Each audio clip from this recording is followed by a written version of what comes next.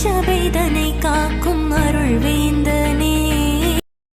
திரு குடும்பத்தின் தலைவரான புனித சூசையப்பர் செய்த புதுமைகளை பற்றி தியானிப்போம்.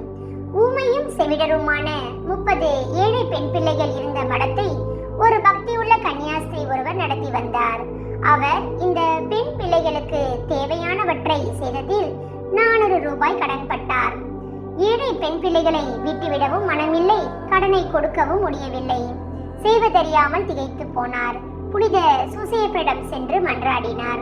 புனித சூசையப்பரே, இந்த ஏழை பெண் பிள்ளைகளை கவனித்துக் கொள்ள முடியாமல் துன்பப்படுகின்றேன். எனக்கு இறங்கி என் வருத்தங்களை நிவர்த்தி பண்ணும். என் கடனை தீர்க்க 400 ரூபாய் வேண்டியதும் அல்லாமல் என் பிள்ளைகள் செய்ய தகுந்த வேலைகளும் கிடைக்க வேண்டும் என்று தனது தாழ்மையான விண்ணப்பத்தை எழுதி புனித சூசையப்பரின் பாதத்தில் வைத்து ஜெபித்தார்.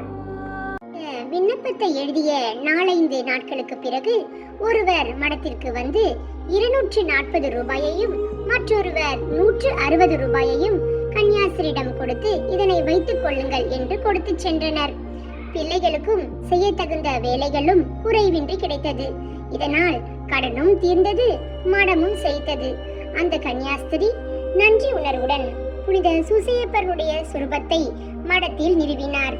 அவருடைய தயவை பாராட்டி ஒவ்வொரு வருடமும் அவருடைய வணக்க மாதத்தில் அவரை வணங்கி கொண்டாடினர்.